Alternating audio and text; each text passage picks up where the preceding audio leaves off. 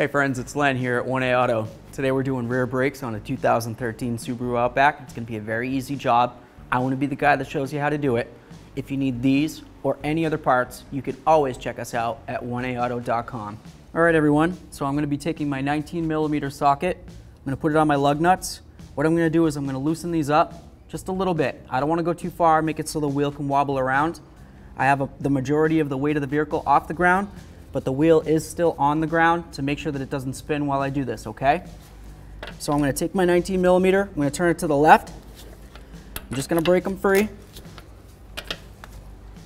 Alright, so I'm going to continue by removing all these lug nuts. What I'm going to do is I'm going to start this one, I'm going to leave it a couple threads. Now I can remove the other four.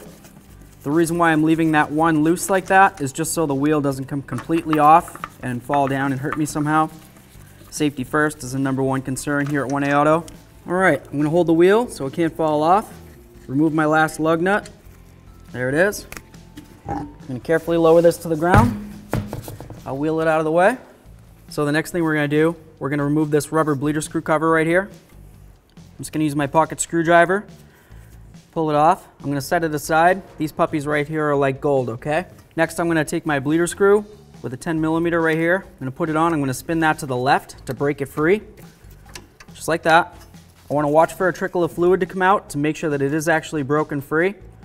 Once that happens, I'm going to close it up. There we are.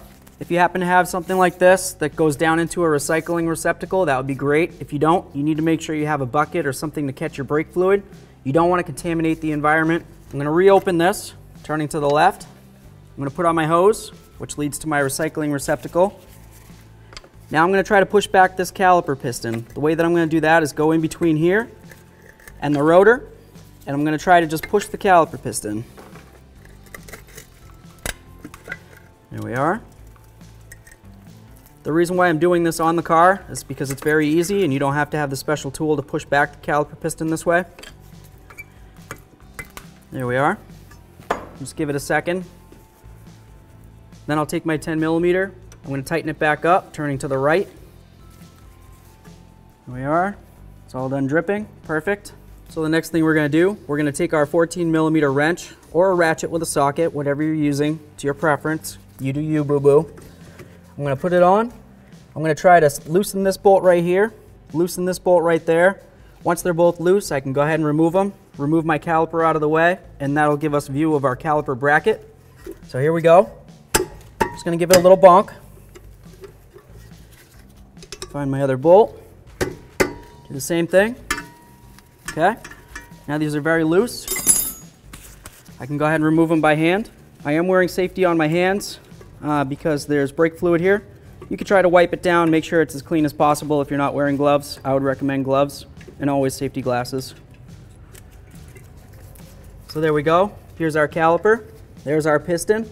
This is the muscle, okay? What you want to do is you want to make sure that you don't see any wetness or fluid coming out of there. If you do, your caliper's bad. If your caliper's bad, you can always order one up. This one looks fine, so that's great. We're going to just wipe it down a little bit and we'll rest it aside. You don't want to let it hang anyplace because you could put a tug on your hose. If you do that, you're going to end up buying yourself a new hose. If you have any defective parts on your hose, just replace it. It's high pressure. I'll set those bolts aside.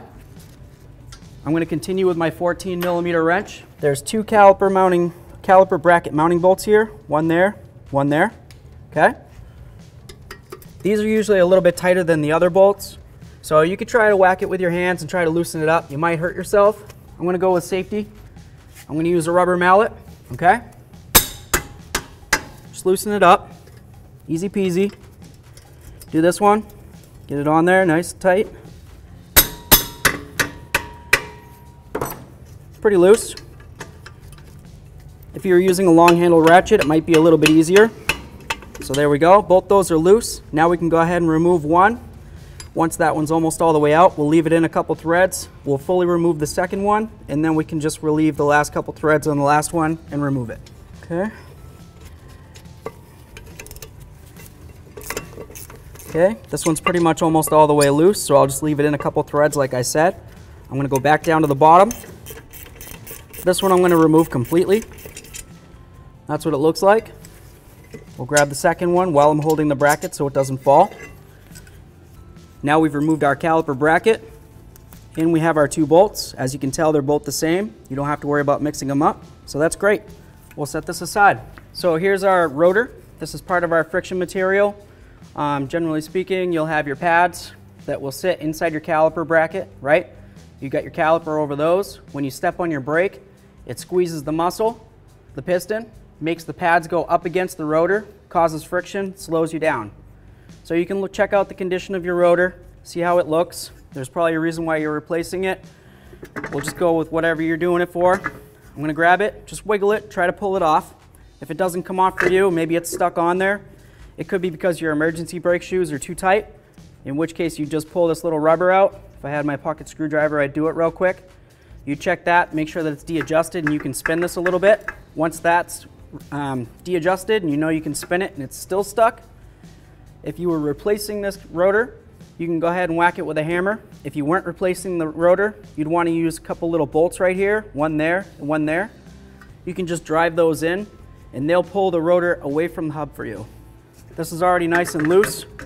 I got lucky with this one.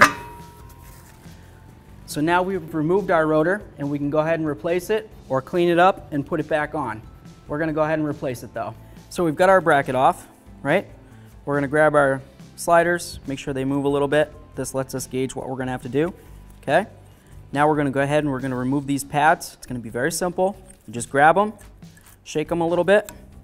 One's out, okay? Do the next. Pad number 2, easy peasy. Now we've got our bracket, we're ready to clean this puppy up. All right friends, I have another product comparison for you. We have our old parts from our 2013 Subaru Outback. As you can tell, they're in practically new condition, maybe not. Over here though, we have our quality 1A Auto parts that are in brand new condition. As you can tell, these are some great parts. They're drilled, they're slotted. This is great for heat and dust dissipation for when you're driving down the road and you're riding the brakes. Maybe somebody gets in front of you, you gotta heat them up. You go driving again, the heat's gonna dissipate really quick. So that's great, okay? We've got brand new quality parts right here. These are the brake pads. This is part of your friction material. You step on your brake, this gives it a little squeeze and it stops you, okay? So we got brand new rotors, brand new pads. These are cross cut. So basically the cuts go this way and they go that way. They go both ways, so that's great. Sometimes you'll get rotors and they'll just be cut one way. And that can get a little bit messy over time. This is great. Quality part right here. If you wanted to match them up, which is always a good thing to do, you could take your new one, rest it right on top of your old one. We know our diameter is the same, so that's great, right? It's always good. If you want to make sure that the hat's sitting at the same level, we would have it off of whatever this pad is. But basically, you just kind of match it up like that. You can tell that it's sitting exactly level the way that it's supposed to be. It's cut to the exact manufacturer's specifications, an exception of just the fact that, well, it's a little better, right?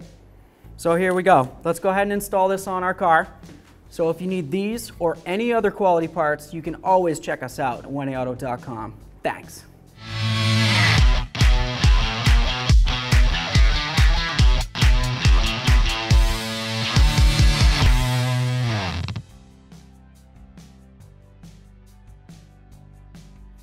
So we've got our caliper bracket, right? We already checked to make sure that the sliders are in working condition, so that's always nice. But what we're gonna need to do is we're gonna need to pull them out and we're gonna need to clean them, okay? So all I'm gonna do is I'm gonna grab it like this, pull it right out. This is the slider shaft, right? This comes through and it goes into here, all right? So if this is all rusted up or if it seems like it has water in it or anything like that, what you're gonna have is a sticky caliper slider. You're gonna grab it, it's not gonna move, right? So then your caliper is not gonna be able to squeeze and release as it should. You're gonna have overheated brakes, brake pulsations down the line, premature wear on your pads, even slanted wear on your pads. So what I like to do anytime I'm doing a brake job, and you should always do it, and I highly recommend it, you remove them, take the boot right off, set it aside, okay? Same thing for the other one. Boot off, set it aside. While I've got this out, I'm gonna show you. We'll just clean it. And this is something to pay attention to. This one has a little boot on it, okay? This one does not. I'll wipe it off for you, okay? So you don't want to mix these up. This is important.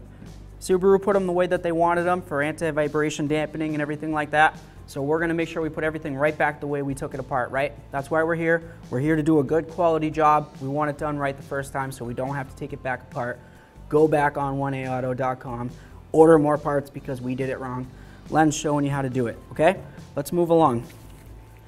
I'm gonna grab this little pocket screwdriver. I'm just gonna try to weasel it in under here. All I wanna do is remove that tin. I'll put it aside. I'm gonna do the same thing to the other tin. Just get under here. Take a peek at them. They both look the same, so which one's which doesn't really matter, okay? So now we've got our bare caliper bracket. It's a little dirty, a little nasty. We're gonna take some of our parts cleaner. You can use whatever you've got for parts cleaner. There's no real recommendation on what to use. Wearing hand protection, eye protection always. This is a solvent. It's gonna spray in. It's gonna force other stuff out. If you spray something and it comes up in your face, well, we're gonna have an issue, right? You don't wanna go blind. I wanna see my kids. I wanna see my kids' kids someday. So I'm just gonna spray it in nice and light. Just like that, just a little bit. We don't need to go too crazy. And then I'm gonna take something like this. It's just a bore brush. You don't have to have it on a power drill if you don't have access to one. You could just use the brush if you have that. But basically, what I'm trying to get at is we're gonna use this bore brush, go inside the bore of where the slider goes, and we're gonna make sure that it's nice and clean in there, okay? We don't want any dirt or gunk or muck or water, rust, anything, okay? So I let the parts cleaner work its magic in there a little bit. I'm just gonna stick it in. I'll let this go for a minute. Obviously not a full minute. I mean, we don't need to be ridiculous about it. Let me do this one.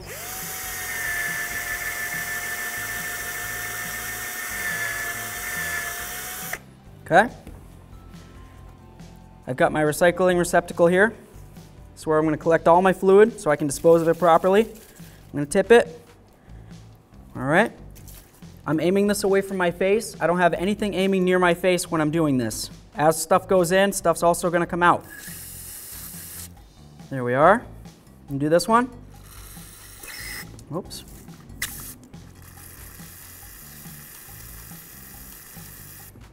Okay. Just wipe it down.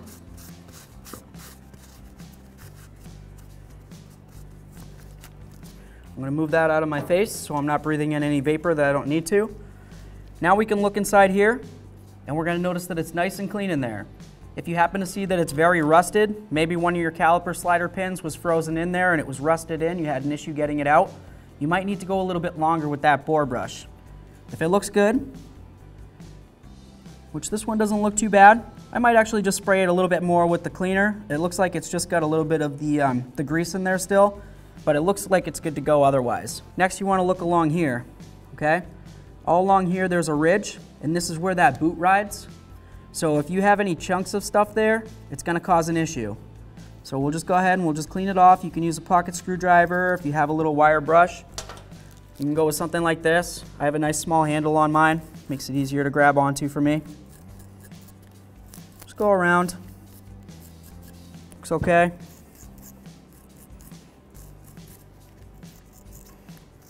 That looks good. Just wipe it out again. Now we can move on to the next step. I'm going to set this aside. Move this stuff out of my way. Let's do the bracket tins next, okay? As you can tell, these are pretty nasty. They got a lot of gunk on there.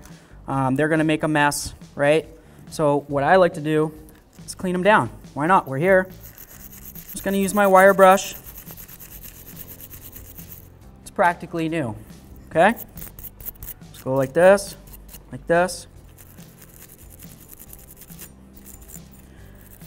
If you're doing this for a while and it doesn't seem like it's ever going to come clean, you don't have to worry your pretty little head about it. Just as long as you get the majority of the big chunks off. Anything that might be sitting underneath there that might cause a raise between this and the bracket itself is going to cause issues down the line. You might have your pad stuck in the bracket, which is going to cause overheating like I said. I don't need to get into the rest of that, you've already heard it. But you just want to make sure that, generally speaking, it's clean. If it looks like it's discolored, it's really not a big deal. Nobody's going to see this stuff except for everybody on YouTube when I do it. So here we go.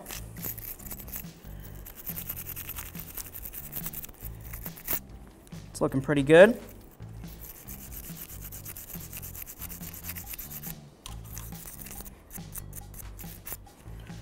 Let's take a look. What do you think? Which one do you want to use? Let's go with this one. But we'll do the same to this one because we're going to use them both realistically, right? So we cleaned up both tins now. We're doing all right, aren't we? Got both sides clean. This is the especially important side, the back side. It's where it's going to ride on the bracket, okay? Those look good. We can set them aside. Now let's go ahead and clean up our caliper pins a little bit better. This is very important to make sure that they're clean of debris. If for some reason water did get in there and they're very rusted, you're going to want to make sure that the surfaces are smooth where they ride inside the caliper bracket, okay? So it looks pretty decent. Something that you'll want to take note of is right in here. This is the important part, okay? This has to be super clean because I'll show you why.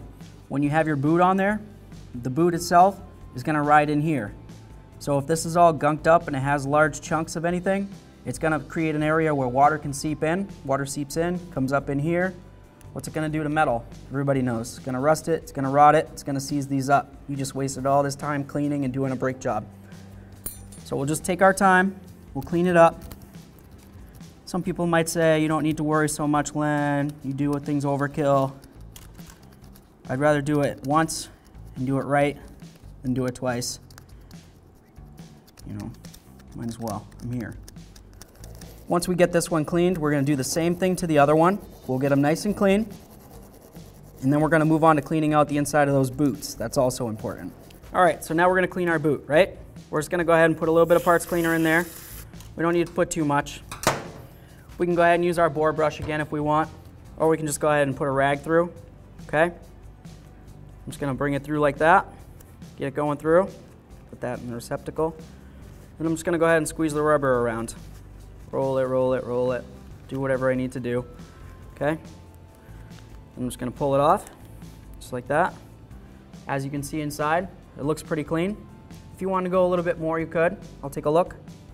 I'd say that looks pretty great, especially in a comparison from where it came. Okay? So we're going to do the same thing to the other one, and then we'll move along. So to get back to the bracket, okay, we want to clean up inside here. This is where those nice tins that we just shined up, nice and beautiful, sit.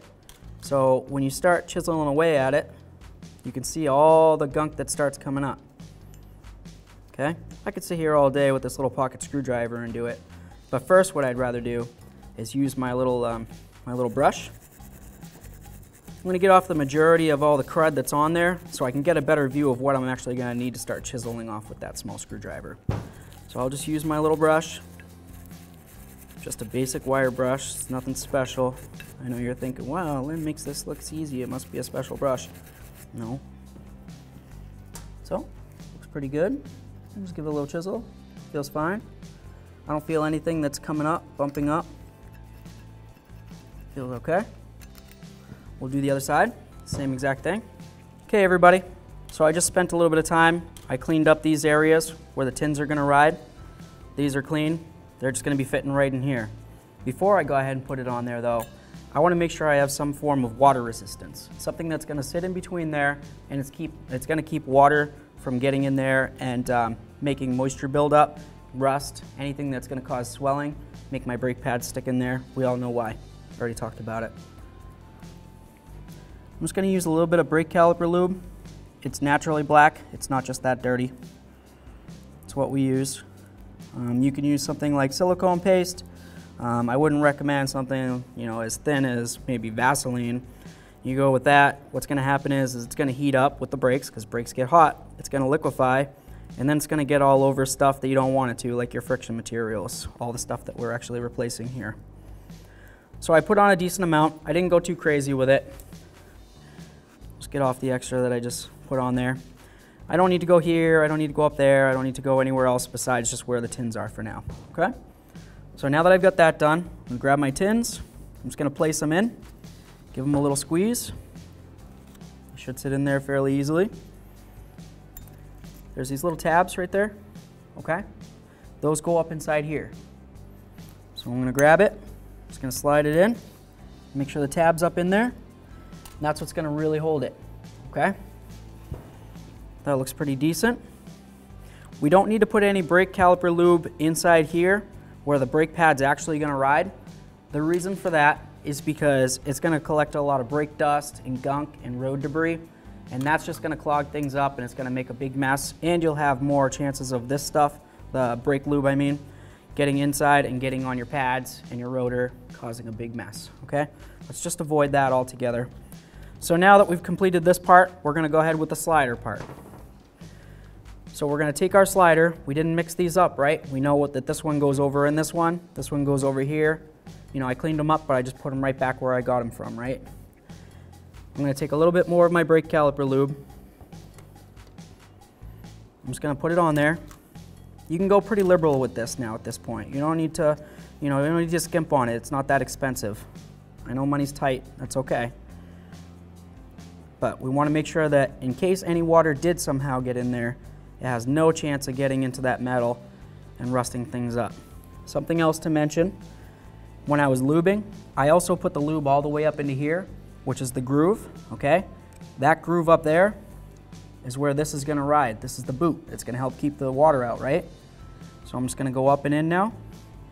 I'm gonna push that up, and I'm gonna give the boot a little twist.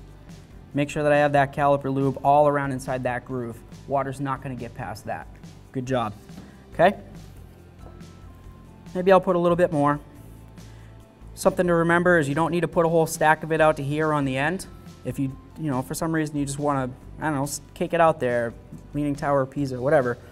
You don't need too much on the end there. What will happen is you'll put your slider pin in, it'll be sitting down in here, your caliper slider pin won't be able to go in as far as it needs to, the caliper won't be able to function like it should. You don't need to go too crazy with that part, okay?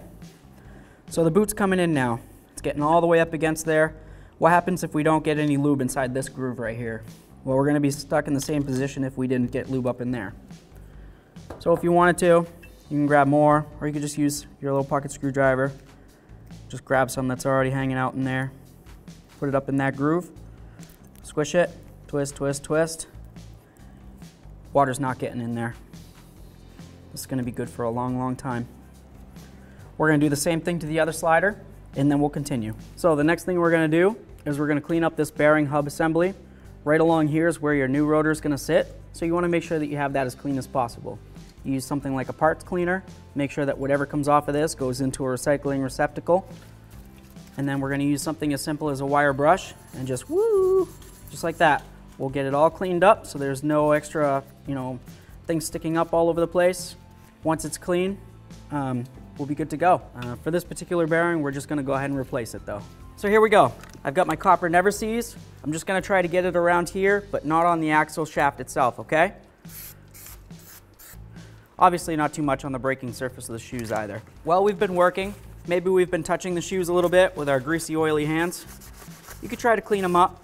If these are old shoes and you notice that they're really shiny or oily, you can take a piece of sandpaper, scuff them up, give them a nice clean surface again. Looks pretty decent. Yeah, they're a little shiny, but all this is the emergency brake, okay? It's your parking brake.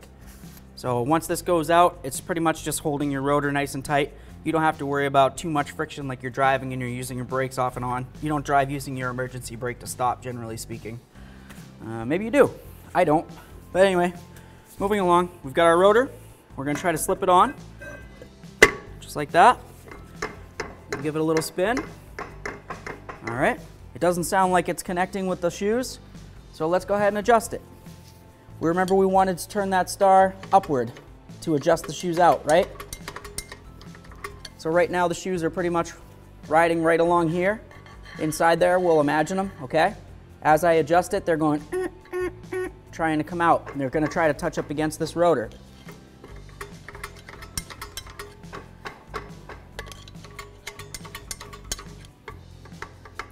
Uh-oh, too far, Len. See? What if I left it like this now? We're gonna try to drive, that's not gonna move. So here we go. Now I'm gonna go the other way. I'm just gonna turn it down.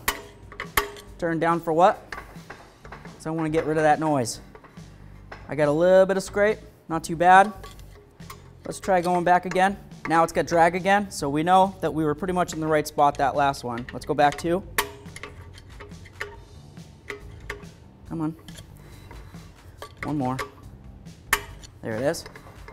Perfect. Okay, inside our old Subaru Rotor, there should be a little plug that's gonna go right here. You wanna make sure you put that back in. That's gonna keep your debris, dirt, water, gunk, I don't know, whatever's under there. It's gonna get in here. We wanna make sure that's sealed up. If you don't have that boot still, maybe you lost it, maybe the last person that did it lost it, you need to make sure you fill this in with something. You can use a little bit of black RTV or whatever you might have, but you need to make sure that whatever it is isn't gonna go boop into there and then cause an issue in between the shoes and the rotor that we just installed everything. If you put in a rubber and it goes boop, falls in there and you're like, aw, meh. Well, what's gonna happen? You just imagine it. I don't need to explain it to you. Here we go. I'm gonna grab that little boot. Looks like this right here. I'm pushing from the backside. Woo-woo. There it is.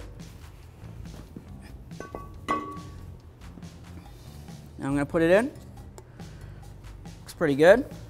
Imagine you're pushing it in now though. No, I'm not gonna do it. I don't wanna do it. But imagine you were pushing it in and thing went boop, fell right in there. What are we gonna do?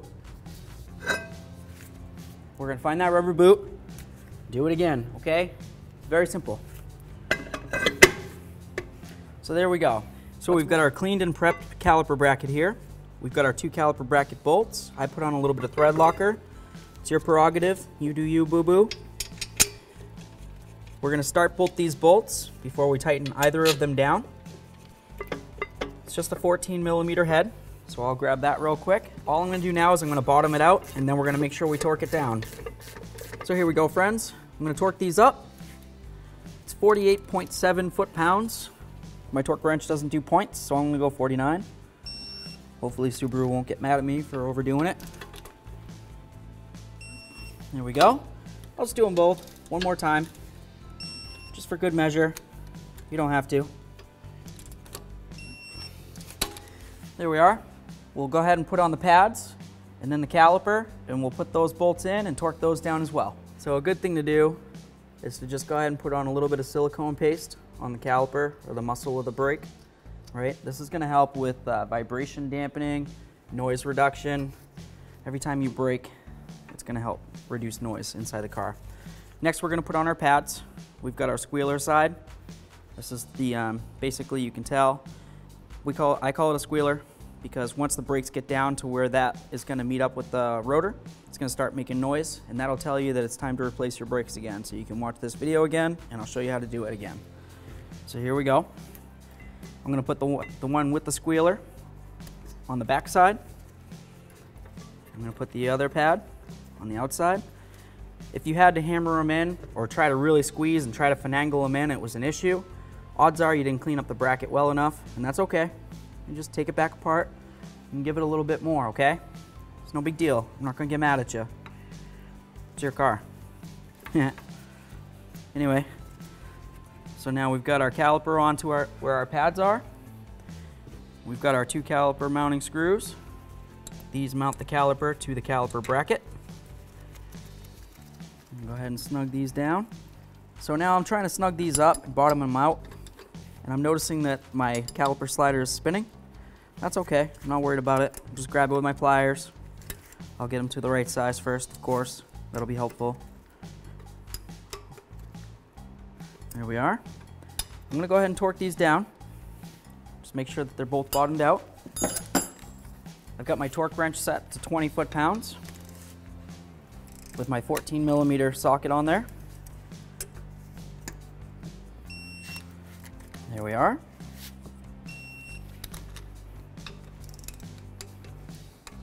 Get this on here.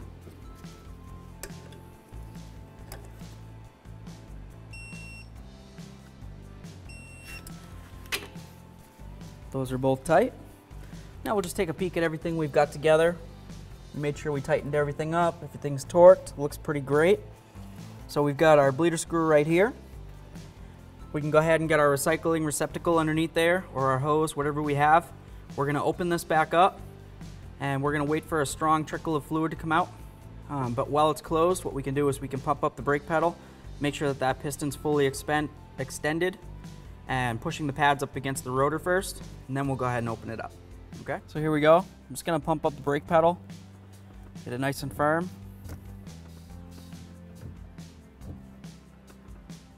Feels pretty good. All right, now we can go back out there and we'll pop open those bleeder screws. Okay friends, I've got my recycling receptacle. Just gonna place it on the ground and take my 10mm and turn this to the left. I'm gonna watch right here for any air to come out. It's pretty probable you might get a bubble or two, but you really shouldn't get too much. Just let it run for a second. You want to keep in mind that you don't want to run your master cylinder dry, which is up top under your hood. So, you don't want to leave this open all night and just expect it to finish, running out all the air. Just get it going like that.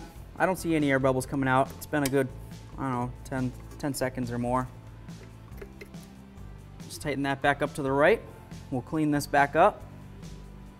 And then we're going to go ahead and use this boot. We'll put that back on and that'll keep everything nice and safe from moisture. I got this all sprayed down with my parts cleaner. We're gonna take our boot, like I said, we're gonna put it back on here. That's gonna keep moisture and crud from getting in there. Well, time to get the wheel back up on here. We made sure everything's nice and tight. We're ready to lift this. What we wanna make sure we do is we don't go ahead and bend down like this and try to lift it up with our back. It's very dangerous. Try to preserve your back. Just take it like this, roll it up your leg, use your ab muscles to lift it. Hold your wheel on there, grab one lug nut, start it on. There we go. Now the wheel can't go anywhere. I can release it and start all the others. We'll get them bottomed out and then we'll go ahead and torque them down. So now it's time to get this torqued down. I've got the majority of the weight of the vehicle off of the wheel, but I do have the wheel just barely on the ground enough to make sure that the tire doesn't spin while I'm torquing. I'm gonna go to 88 foot-pounds with my 19mm socket. I'm gonna go in a star pattern.